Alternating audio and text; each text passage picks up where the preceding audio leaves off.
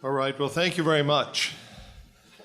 Unlike much of Europe, which has historically lurched between theocracy on one hand and a militant secularism on the other, in the United States we have experienced a form of American exceptionalism in regard to the free exercise of religion. Stephen Waldman reminds us in his book, Founding Faith, how our founding fathers forged a radical new approach to religious liberty, that from the time of the Declaration of Independence to our Bill of Rights and shortly thereafter, a transformation took place in the United States in the way in which religion was treated. Americans rejected the old European model of an established state religion in which religious minorities were only granted some level of toleration by government. They rejected the idea of merely tolerating religion. Thomas Paine put the matter very clearly. Toleration is not the opposite of intolerance, but the counterfeit of it. Both are despotisms. The one assumes to itself the right of withholding liberty of conscience, the other of granting it.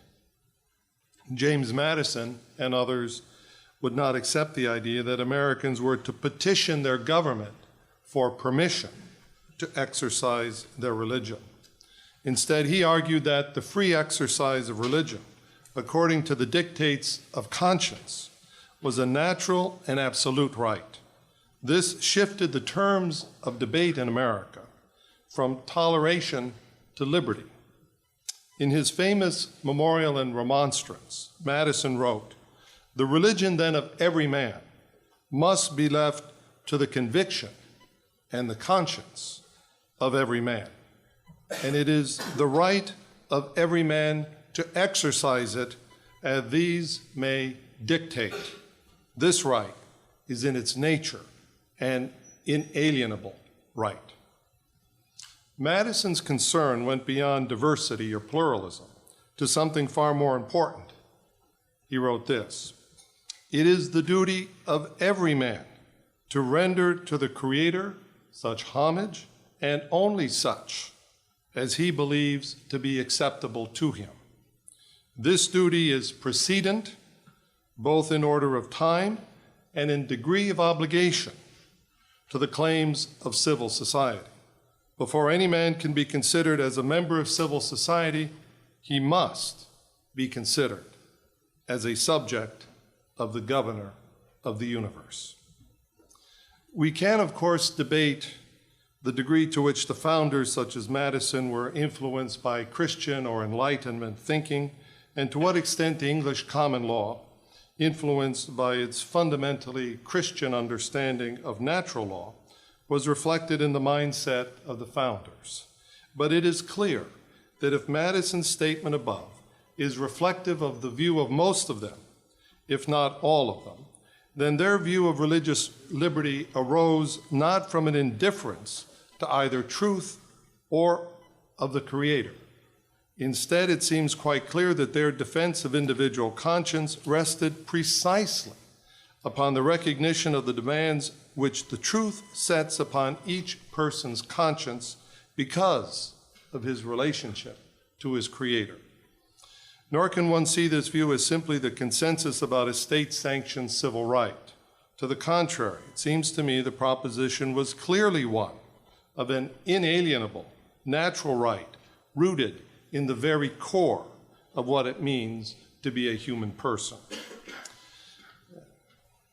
Cardinal Wuerl, in his paper, mentioned the historic 1963 letter from a Birmingham jail of the Reverend Martin Luther King Jr., when he said that he and his followers were in reality standing up for what is best in the American dream and for the most sacred values of our Judeo-Christian heritage, thereby bringing back our nation to those great wells of democracy which, he said, were dug deep by the founding fathers in their formulation of the Constitution and the Declaration of Independence.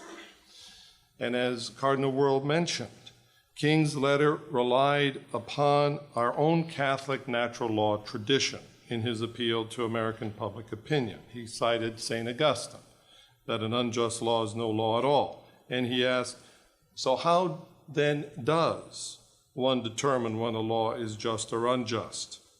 He said, a just law is a man-made code that squares with the moral law or the law of God. And an unjust law is a code that is out of harmony with the moral law. And then he went on to quote St. Thomas Aquinas, that an unjust law is a human law that is not rooted in eternal and natural law. So there you have the ancient teaching of the Catholic Church summed up by a Baptist preacher under arrest for living by it. But I think we should consider, to whom was King appealing with his reference to natural law? And why did he think that resting his case on the natural law thinking of St. Thomas Aquinas would resonate within American culture and the political environment of his day? Every legal system rests upon a certain vision of the human person, and obviously our laws affecting religious liberty are no exception. And as Madison observed in Federalist number 51, what is government itself but the greatest of all reflections on human nature? I'd like to, at this point, continue with the observation of Pope Benedict to the American bishops on their ad limina visit last year. He said this: today, the consensus in American society, which also Cardinal Wuerl quoted in his paper, has eroded significantly in the face of powerful new cultural currents, which are not only directly opposed to the core moral teachings of the Judeo-Christian tradition, but increasingly are hostile to Christianity itself. I think that Paul Ricoeur's idea of the masters of suspicion is an essential interpretive key to understanding the current controversy in the United States, as well as its historical antecedents in Europe. Ricoeur described Marx, Nietzsche, and Freud as the masters of suspicion because each, in his own way, cast Christianity under suspicion as a system which fundamentally distorts our perception of the human person, restrains our exercise of authentic freedom, and which therefore makes impossible the pursuit of true happiness. And whether society considers Christianity to be the opium of the people, a slave religion, or an infantile delusion, as each of these men did respectively, such a society is hardly likely to give such a religion, its institutions, or its followers a privileged place. Neither is it apt to consider the free exercise of this religion to be a good thing. The position of the masters of suspicion has been ascendant in Europe for much of the 20th century, and it is now gaining ground in the United States. And many in government seem to be of the opinion that government's reflection on human nature should be of the person devoid of his very soul and of the religious ideas that nourish that soul. Seeing this trend, Pope Benedict said to the American bishops last year, when a culture attempts to suppress the dimension of ultimate mystery and to close the doors to transcendent truth, it inevitably becomes impoverished and falls prey, as the late Pope John Paul II so clearly saw, to a reductionist and totalitarian readings of the human person and the nature of society. He then added, the seriousness of these threats needs to be clearly appreciated at every level of ecclesial life. Of particular concern are certain attempts being made to limit the most cherished of American freedoms, the freedom of religion. And many of you have pointed out that concerted efforts have been made to deny the right of conscientious objection on the part of Catholic individuals and institutions with regard to cooperation in intrinsically evil practices. Others have spoken to me, he said, of a worrying tendency to reduce religious freedom to mere freedom of worship, without guarantees of respect for freedom of conscience. Professor Stephen Carter at the Yale Law School has warned that the potential transformation of the Establishment Clause from a guardian of religious liberty into a guarantor of public secularism raises prospects at once dismal and dreadful. One of the examples that Professor Carter cites is the litigation a number of years ago challenging the tax-exempt status of the Catholic Church because of its pro-life advocacy. Carter speculated that such a precedent could lead to similar challenges to churches on the basis of the advocacy of civil rights or other politically sensitive issues. But then he suggested that, quote, maybe there are not any principles here at all. Maybe it is just another effort to ensure that intermediate institutions such as the religions do not get in the way of the government's will. Perhaps, in short, it is a way of ensuring that only one vision of the meaning of reality, that of the powerful group of individuals called the state, is allowed a political role. Back in de Tocqueville's day, he continued, this was called tyranny.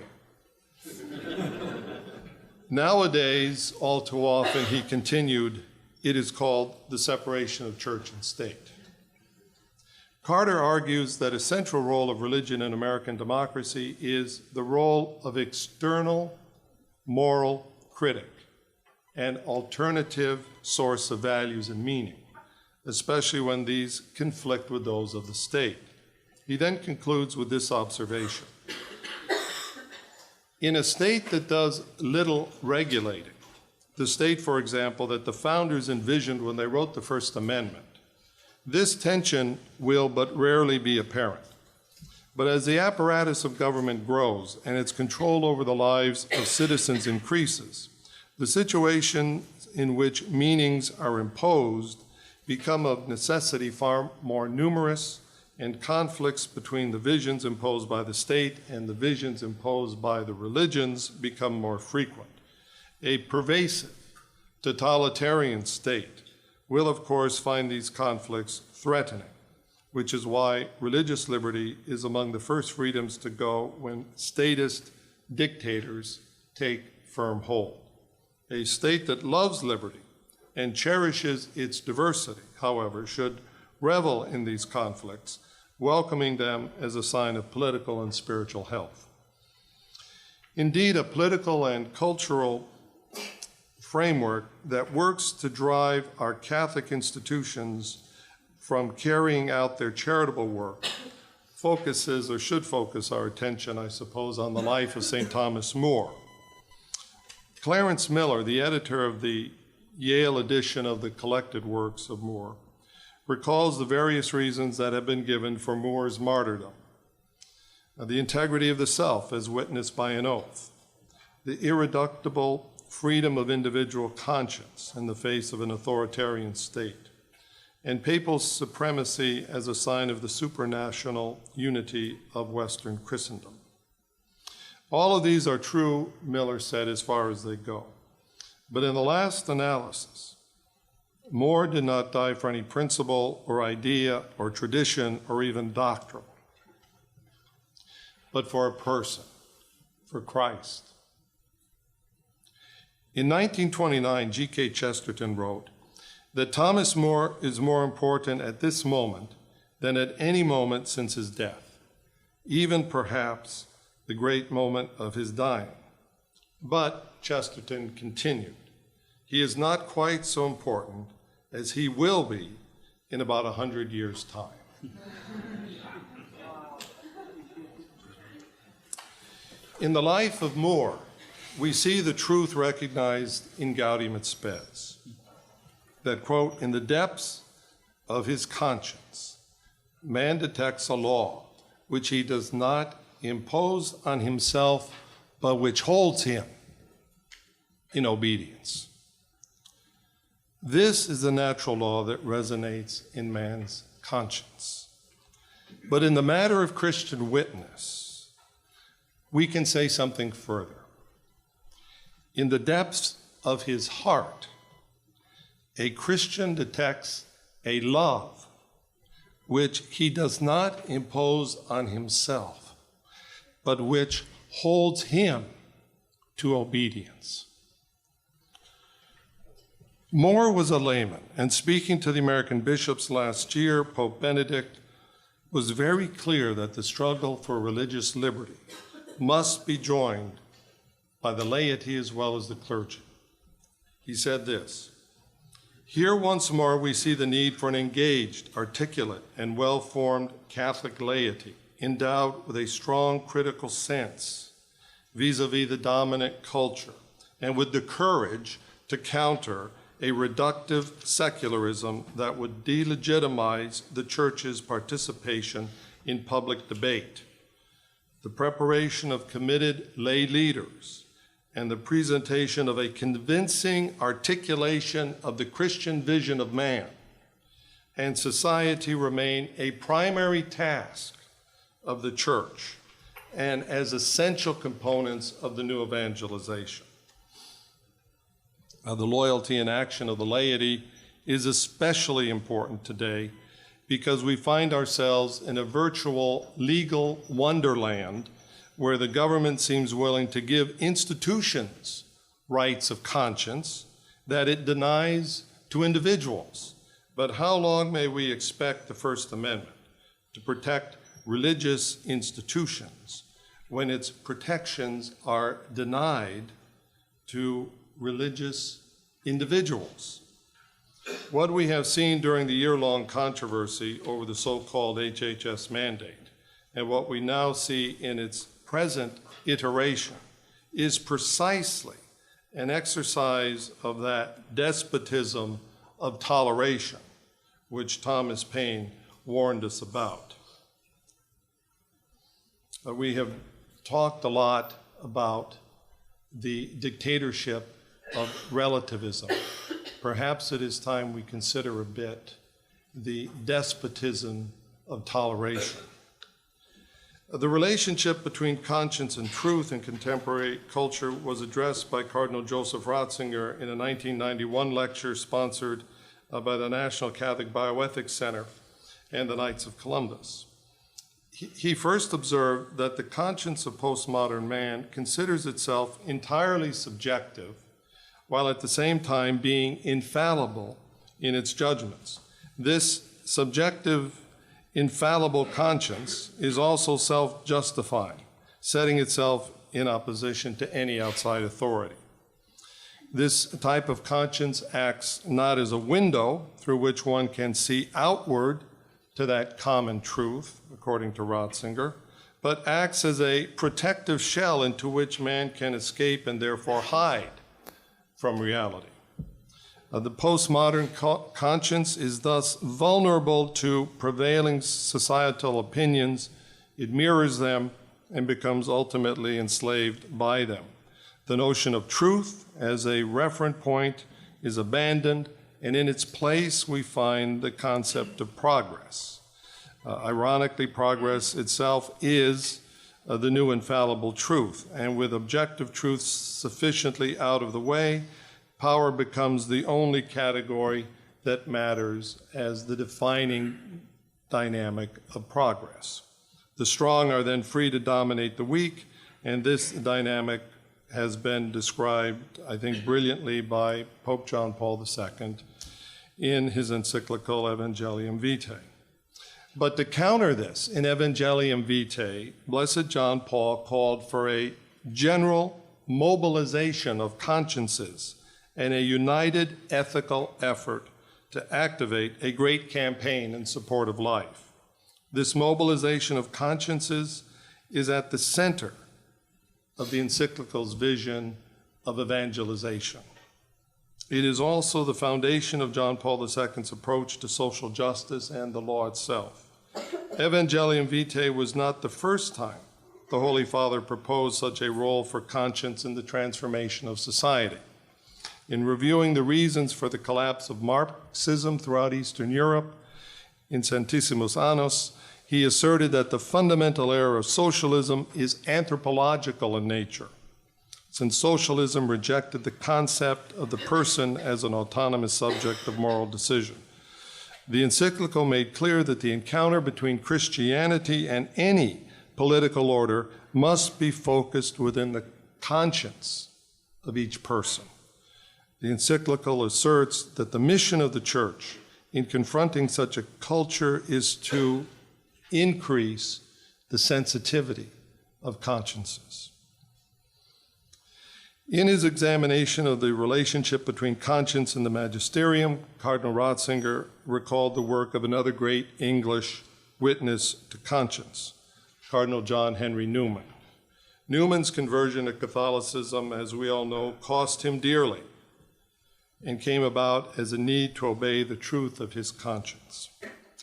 In a letter to the Duke of Norfolk, Newman wrote, "If I am obliged to bring religion into after-dinner toasts, I shall drink to the Pope if you please, still to conscience first and to the Pope afterward."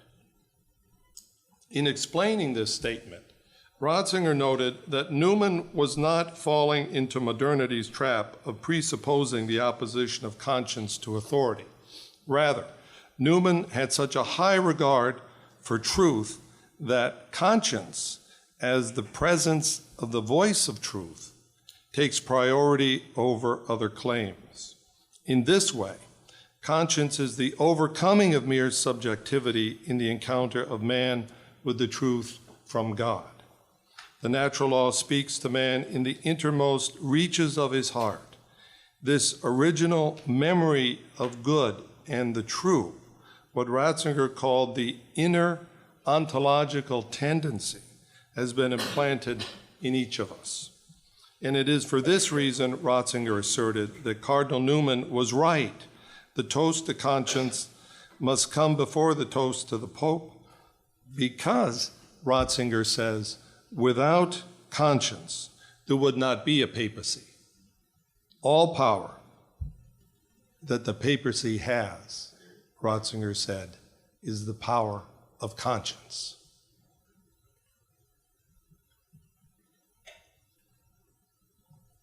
The task before us, then, is not only to recapture a Catholic understanding of conscience, but to do so in the context of American culture. Conscience is not only a reference point for theological reflection, it is also a principle deeply embedded in our nation's political founding. In fact, the centrality of conscience was well regarded by the framers of the Constitution, the Bill of Rights. In 1802, President Thomas Jefferson called the establishment of free exercise clauses of the First Amendment, quote, "the expression of the supreme will of the nation on behalf of the rights of conscience."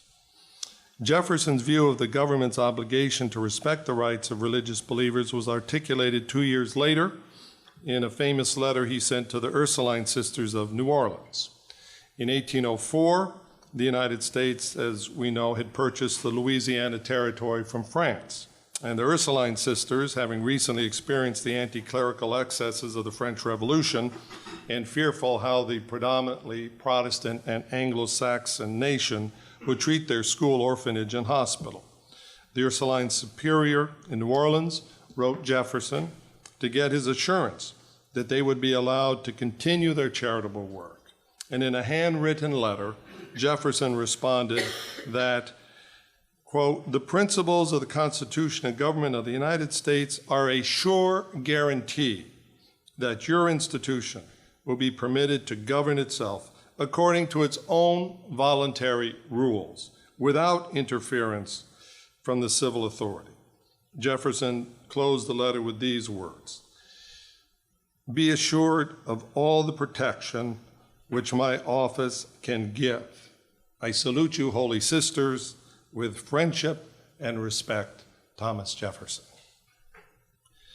Given today's environment, it is difficult to imagine our president writing such a letter to a religious hospital of the kind that Jefferson wrote, giving his assurance that they could govern themselves without interference from the civil authority. In fact, as one contemporary observer has noted, it is simply incomprehensible to many people in positions of power that the same Catholic vision that inspires widely respected compassionate care would also compel the closure or sale of a facility to avoid complicity in providing abortions. In a previous era, Jacques Maritain observed that Christians had advanced toward a more just and humane society through what he termed the evangelical inspiration of the secular conscience. Yet today, the effect of pervasive secularization has accomplished just the reverse, the secularization of the Christian conscience, or perhaps more precisely, secularism prevents the adequate formation of the Christian conscience. It prevents the formation of the type of conscience needed to evangelize society in the way Maritain envisioned. We must ask ourselves, what does it mean to form a Catholic conscience disposed toward conforming one's life to the imitation of Christ? And we must also ask, why are so many Catholics and Catholic institutions so unwilling to preserve a genuinely Catholic conscience in the face of countervailing pressure? I would like to suggest that a turning point in the secularization of the Catholic conscience in our country occurred in the summer of 1964, when the members of the Kennedy family and their political advisors invited a group of theologians to Hyannisport to discuss a political stance which would justify a Catholic politician voting in favor of the legalization of abortion. That November, Senator Edward Kennedy would run for re-election in Massachusetts, and Robert Kennedy would run for the Senate seat in New York. One of the priests involved in that meeting, then Jesuit Father Albert Johnson, has written a detailed account of the gathering. According to Johnson, the group included Father Robert Drinan, Dean of the Boston College Law School, Father Charles Curran, and Jesuit theologians, Father Joseph Fuchs, Father Giles Milhaven, and Father Richard McCormick.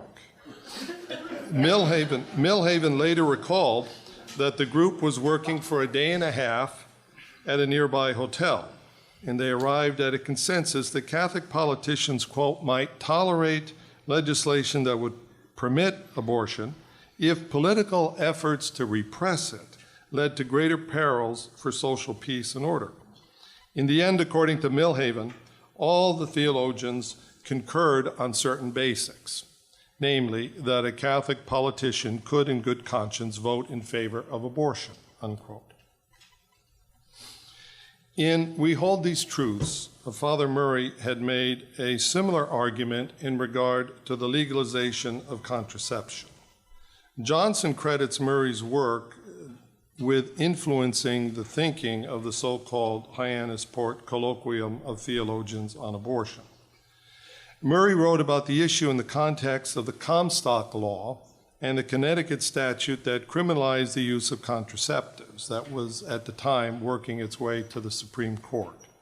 He said this in We Hold These Truths: perhaps the heyday of reformist confusion of law and morals was the notorious Comstock era, the 1870s, and doubtless the most famous relic of the era is the Connecticut birth control statute.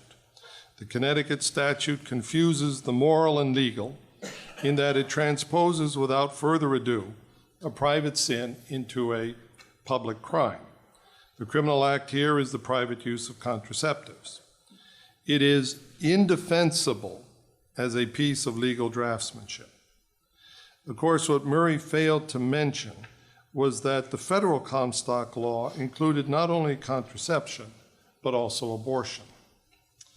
He then concluded, but what matters here is the mentality exhibited and the menace in it.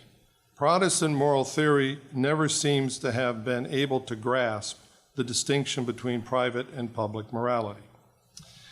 Obviously, this analysis also rests in part on one's understanding of intrinsic moral evil, moral absolutes, and the common good. And the view on such matters by theologians such as Fuchs, McCormick, and Curran, I think, needs no review in this setting. But we might do well to reflect on the implications of that understanding for one's view of the exercise of conscience and religious liberty. Thus, what we might describe as the deconstruction of Catholic political conscience nearly 4 decades ago had a very definite theological grounding. The question today for us, it seems to me, is whether it is possible to reconstruct a Catholic conscience among Catholics in general and among Catholic public officials in particular. Some time ago, Michael Novak reminded us that one of the great achievements of Jacques Maritain was that his scholarship had inspired the Christian democratic parties of Sturzo, De Gasperi, Schumann, and Adenauer. Because of that evangelical inspiration, Maritain contended that the secular conscience has understood the dignity of the human person and has understood that the person, while being part of the state, yet transcends the state because of the inviolable mystery of his spiritual freedom.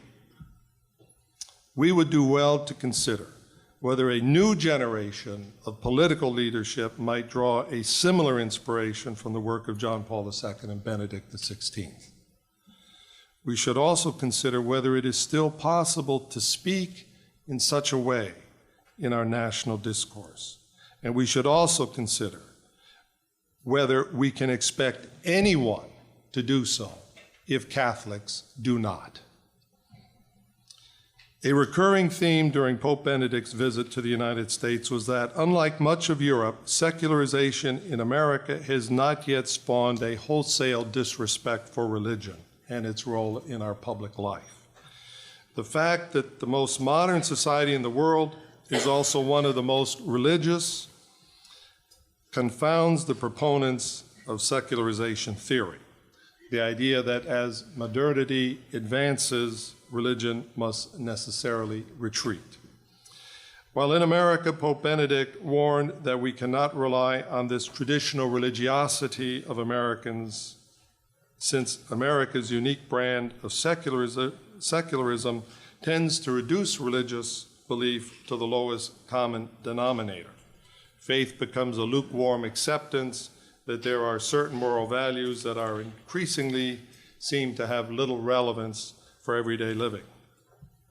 Speaking to university students in the mid-1960s, Father Joseph Ratzinger said this: "It has been asserted that our century is characterized by an entirely new phenomenon, the appearance of people incapable of relating to God." He then continued, "I believe the real temptation for someone who is a Christian does not just consist in the theoretical question of whether God exists. What really torments us today, what bothers us much more, is the inefficacy of Christianity.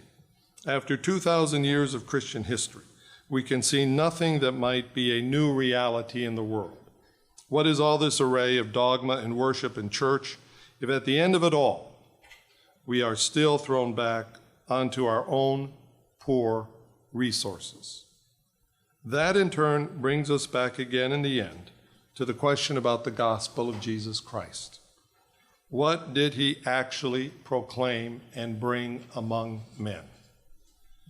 In other words, Father Ratzinger's question brings us back to the issue presented by the masters of suspicion. What is the reality that Christianity brings into the world? Do we experience something new? And is there a visible difference in the way that Christians live in contrast to the secular society that surrounds them? And part of that difference must be in the way Christians think and act about their conscience. Thomas Jefferson described religious liberty as, quote, "the most inalienable and sacred of all human rights." It seems to me that no matter what we may think of Jefferson's personal views of religion or the lack thereof, we have no reason to doubt the sincerity of his commitment to religious liberty. Ronald Reagan once observed that we are all Jefferson's children. An overstatement, perhaps, but for better or for worse, there is truth in his observation. We are called to evangelize our culture, and we must do so amidst the bright spots and shadows that the founders have left us. Nonetheless, there is occasion for hope that there is still in the legacy of the founders a passion for liberty in the hearts of many Americans. In recent days, it has fallen upon us Catholics in America to reawaken a sense of the importance of religious liberty and the sanctity of conscience among many of our fellow citizens. We may all, in some sense, be Jefferson's children, but as Catholics, the more pressing question is whether we will be that generation open to the message and inspiration of John Paul and Benedict. Are we capable of both preserving what is true in our own tradition as Americans and at the same time bearing that witness to what is new that the gospel brings among men? Before we may truly be a light to the Gentiles, we must do all the more to nourish that flame within ourselves. Thank you very much.